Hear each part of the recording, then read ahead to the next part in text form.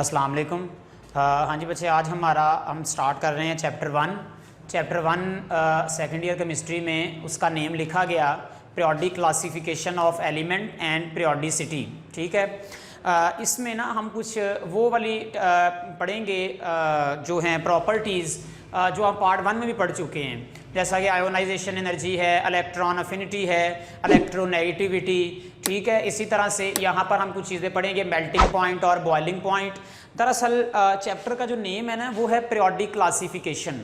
ठीक है, इसमें स्टार्ट में हम लोग इस चैप्टर में पढ़ेंगे क्लासिफिकेशन ऑफ द एलिमेंट। ठीक है, और पीरियोडिक मीन क्या होगा कि हम ना, जैसे हम आयोनाइजेशन एनर्जी के अंदर एक हम ट्रेंड देखते थे कि इधर से इधर जाएं तो चेंज किस तरह का आता है, ऐसे हम एलिमेंट्स के अंदर कुछ सिमिलैरिटीज़ देखेंगे इन प्रॉपर्टीज़ की, जैसा कि आयोनाइजेशन एनर्जी है, इलेक्ट्रॉन अफिनिटी है, कि ये एलिमेंट को क्लासीफाई करते हुए किस तरह से आपस में रिलेट करती हैं। ठीक है, और इसके साथ साथ हम इसमें कुछ केमिकल प्रॉपर्टी भी पढ़ेंगे एलिमेंट की कंपाउंड फॉर्मेशन में। तो ये जो हमारा चैप्टर है ये सारा का सारा हम देखें तो प्रॉपर्टीज़ का रिलेशन है कि जब हम एलिमेंट को क्लासीफाई करते हैं तो किस तरह का उनका रिलेशनशिप बनता है। ठीक है, तो हम ज़रा इसको स्टार्ट करते हैं पहले वर्ड से ही, पीरियोडिक क्लासिफिकेशन ऑफ एलिमेंट से।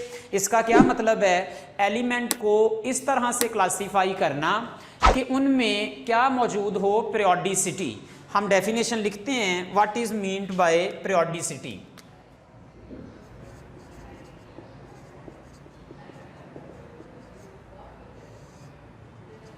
पीरियोडिसिटी की सिंपल सी डेफिनेशन है, इसको हम डिफाइन करते हैं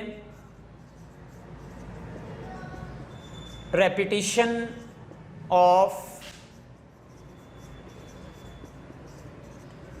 properties of element after regular interval. ठीक है, पीरियोडिसिटी मीन क्या होगा, repetition of the properties of element, element की कुछ प्रॉपर्टीज, ठीक है, उनका रिपीट होना आफ्टर रेगुलर इंटरवल। मैंने बोला आपको, देखें हमारे चैप्टर का नाम क्या है, पीरियोडिक क्लासिफिकेशन। पीरियोडिक मीन हमें क्या समझ आया, पीरियोडिक मीन हम ये समझेंगे कि चीज़ों का रिपीट होना एक रेगुलर इंटरवल के बाद। ठीक है, और किन में रिपीट होना, जब हम एलिमेंट को क्या कर दें, क्लासीफाई कर दें। तो यहाँ हम क्लासीफाई कर देंगे जब एलिमेंट को, तो उसमें किस चीज़ का रिपीट होना, प्रॉपर्टीज़ का रिपीट होना, इस चीज़ को हम लोग जो है वो इस चैप्टर में स्टडी करेंगे। ठीक है, तो इसको स्टडी करने से पहले हम इस चैप्टर में देखेंगे कि किस तरह से एलिमेंट को क्लासीफाई किया गया। ठीक है, हमारी जो एलिमेंट क्लासीफाई होकर हमारे सामने आए हैं ना, वो हमारे पीरियोडिक टेबल की फॉर्म में मौजूद हैं।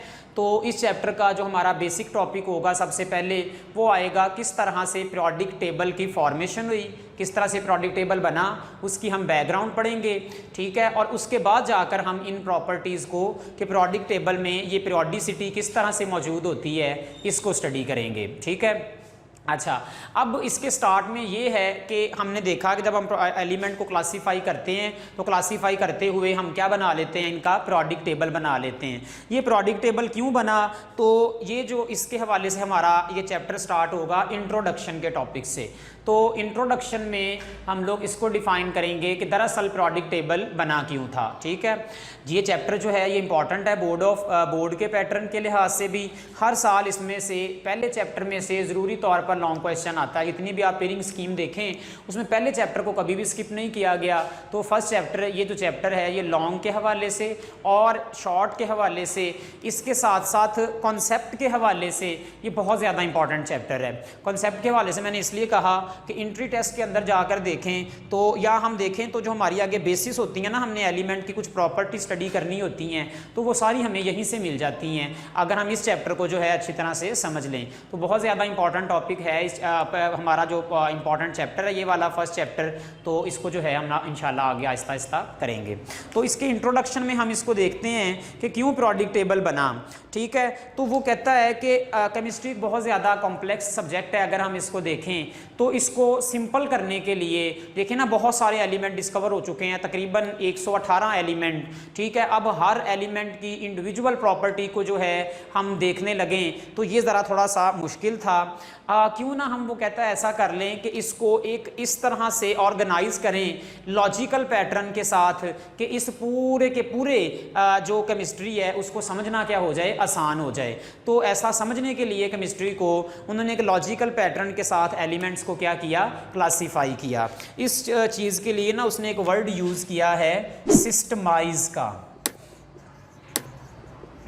ठीक है। हम क्या कर ले, सिस्टमाइज का मीनिंग यहाँ पर क्या लिया जाएगा कि हम एक तरतीब दे लें, ठीक है। उस तरतीब से क्या होगा कि एलिमेंट्स की जो प्रॉपर्टी होंगी उनको हम इजीली क्या करेंगे, अंडरस्टैंड करेंगे। और एलिमेंट की प्रॉपर्टी के हवाले से हम क्या कह रहे हैं कि दरअसल हम केमिस्ट्री को क्या कर लेंगे, इजीली अंडरस्टैंड करेंगे, ठीक है।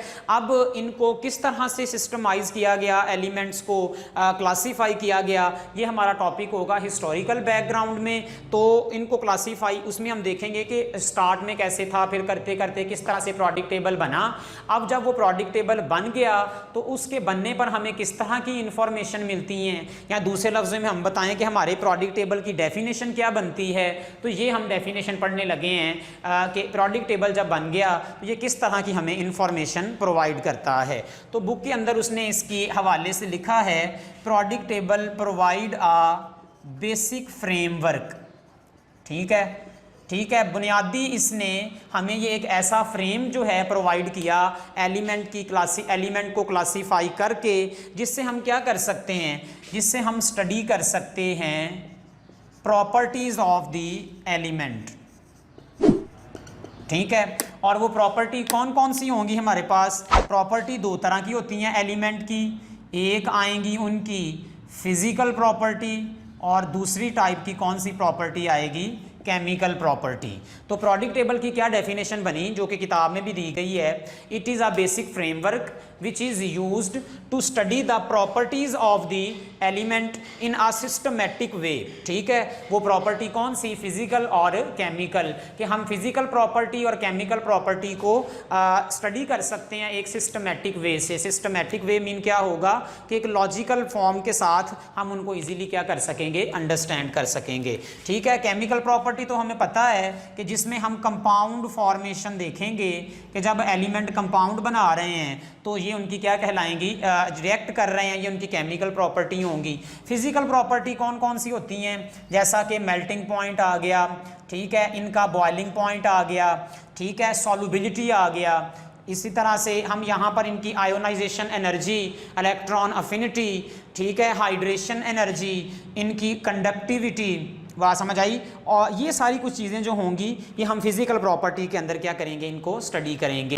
तो ये था हमारा प्रोडिक्ट टेबल कि जब प्रोडिक्ट टेबल बन गया तो हम इन चीज़ों को डिफरेंट एलिमेंट्स की क्या कर सकते हैं, इजीली स्टडी कर सकते हैं।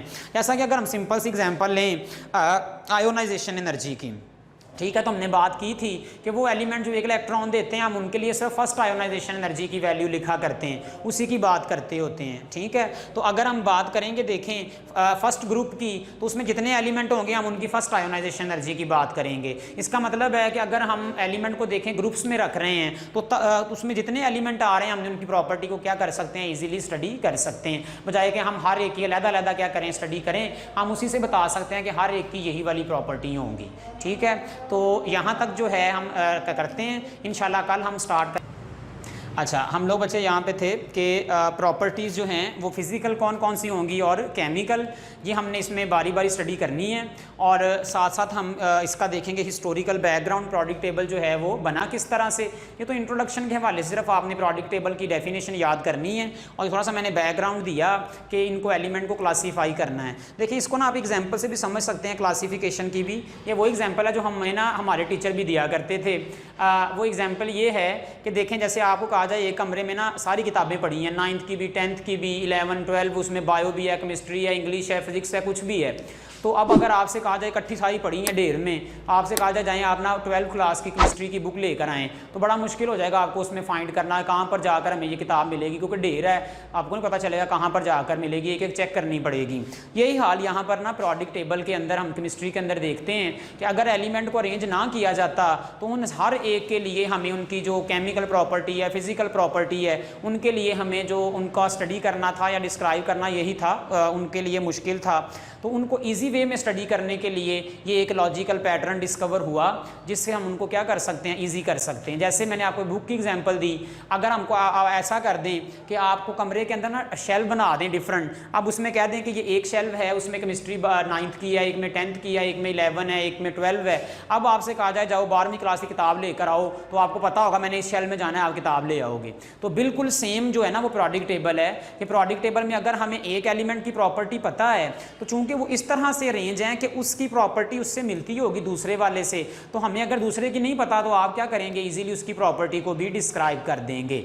ठीक है, तो ये रिलेशनशिप जो है हमने ये रिलेशनशिप के एक एलिमेंट का दूसरे के साथ और ये जो प्रॉपर्टी का रिपीट होना, ये हम लोगों ने क्या करना है इस चैप्टर के अंदर, प्रॉपर्टीज़ के अंदर इसको स्टडी करना है। ठीक है, तो हम टॉपिक स्टार्ट करेंगे हिस्टोरिकल बैकग्राउंड का। ये तो जस्ट हमारा सिंपल इंट्रोडक्शन के हवाले से था, इसमें कोई चीज़ जो है वो बोर्ड के पैटर्न के हवाले से इंपॉर्टेंट नहीं थी।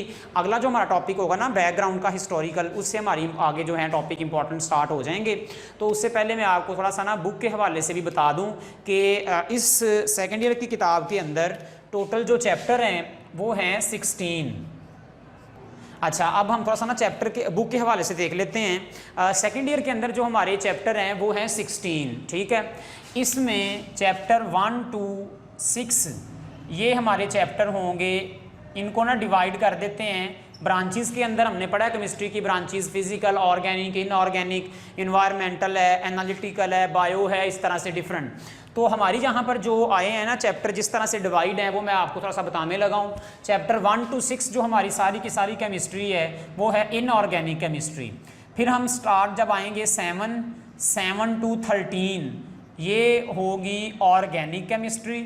ठीक है, डिफरेंस क्या होगा, इसमें हम सारी की सारी थ्योरी पढ़ेंगे। इसमें थ्योरी कम है, रिएक्शन ज़्यादा होंगे इक्वेशंस के हवाले से। ठीक है, और वो जो है याद करना भी आसान होंगे, बिल्कुल मैथ का तरीका होगा।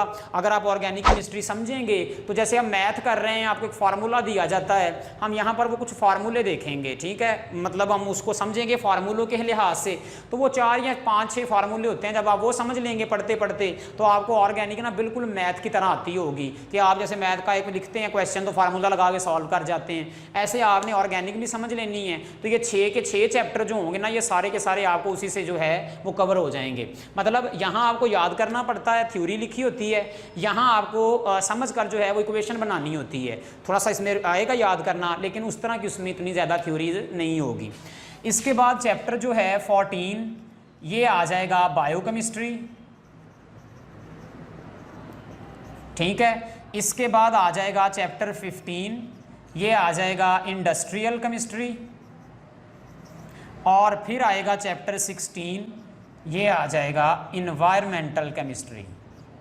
ठीक है, आपने मैट्रिक में भी पढ़ी होगी इन्वायरमेंटल। तो इस तरह से चैप्टर 16 जो हैं ये इस तरह से डिवाइड होंगे, पहले इनऑर्गेनिक आएगी, फिर ऑर्गेनिक, फिर बायो। आप जैसे बायो वाले लोग पढ़ते हैं उन्हें पता होगा, इसमें हम बायो मालिक्यूल पढ़ेंगे, कार्बोहाइड्रेट वगैरह। फिर इंडस्ट्री आएगी कि सीमेंट इंडस्ट्री है, पेपर इंडस्ट्री है, किस तरह से जो हमारे कुछ कंपाउंड्स हैं वो बनते हैं उनकी आ जाएगी।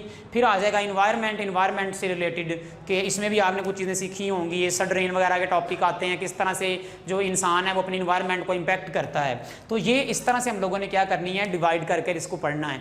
जिसमें मोस्ट इंपॉर्टेंट पार्ट हमारा ये वाला होगा, इसमें 6 चैप्टर आएंगे। इन्हीं 6 चैप्टर में से बोर्ड के 3 लॉन्ग क्वेश्चन जो हैं वो बने होंगे पूरे। ठीक है, तो 3 लॉन्ग क्वेश्चन जो है वो मेन 6 चैप्टरों से आ जाते हैं। तो जो ये कर जाते हैं उन्हें 3 लॉन्ग क्वेश्चन तैयार हो जाते हैं। बाकी जो 2 लॉन्ग क्वेश्चन हैं वो इधर इनमें से बनते होते हैं, इनऑर्गेनिक इसको मिलाकर, इसको इससे मिलाकर, इसको इससे मिलाकर। तो ये जो बाकी 2 लॉन्ग क्वेश्चन होंगे वो हमें में ऑर्गेनिक से बाहर आ जाएंगे। ठीक है, तो सबसे ज़्यादा जो इंपॉर्टेंस इसमें पार्ट होगा लॉन्ग क्वेश्चन का वो ऑर्गेनिक के अंदर आ जाएगा, शॉर्ट भी इसमें आएगा और बाकी जो हैं उनमें से हमें 2 लॉन्ग क्वेश्चन मिलेंगे। ठीक है, तो हम पहला जो चैप्टर है वो स्टार्ट करेंगे, वो हमने स्टार्ट कर लिया हुआ है, उसको हम करते हुए इनऑर्गेनिक केमिस्ट्री पहले पढ़ेंगे, फिर हम ऑर्गेनिक और इस तरह चलते चलते हम कहाँ पर जाकर इंशाल्लाह एंड करेंगे इन्वायरमेंटल तक। ठीक है, अच्छा ये तो था इसके हवाले से। और आपने थोड़ा सा साथ एक और काम करना है, गूगल क्लासरूम का आपको पहले भी पता है, वो आप आपने डाउनलोड कर लेनी है। उससे ये होगा कि जो हम चैप्टर पढ़ा करेंगे, जो टॉपिक पढ़ा करेंगे 2-2 3-3, उसकी वही आपको असाइनमेंट दी जाया करेगी, क्योंकि अब आपसे सुन तो सकते नहीं हैं, तो असाइनमेंट्स आपने सॉल्व करके जो है वो उसी टाइम के अंदर आपने वापस करनी होगी। उससे ये होता जाएगा कि आइडिया होता जाएगा कि आप लोग साथ साथ तैयारी कर रहे हैं। टेस्ट तो आपके होंगे जिस तरह से होते हैं, लेकिन साथ साथ गूगल क्लासरूम में ये होता जाएगा आपको असाइनमेंट मिलती जाएंगी MCQs के हवाले से। देखें अगर आप उसको सॉल्व करेंगे ना तो तब पता चलेगा आपको टॉपिक जो है वो अच्छी तरह से समझ आया है कि नहीं। ठीक है, तो आपको पता है वैसे भी जो केमिस्ट्री के MCQs हैं वो माशाल्लाह जो हैं वो इतने आसान नहीं बनते। ठीक है, हमारे जो टेस्ट के हवाले से होते हैं, तो ये हो जाएगा कि आपको ना थोड़ा सा आइडिया होता जाएगा कि आप टॉपिक जो है वो कितना ज़्यादा उसको स्टडी कर रहे हो। ठीक है, ठीक है बच्चे, अल्लाह हाफिज़। इंशाल्लाह इससे आगे हम आगे देखेंगे हिस्टोरिकल बैकग्राउंड से।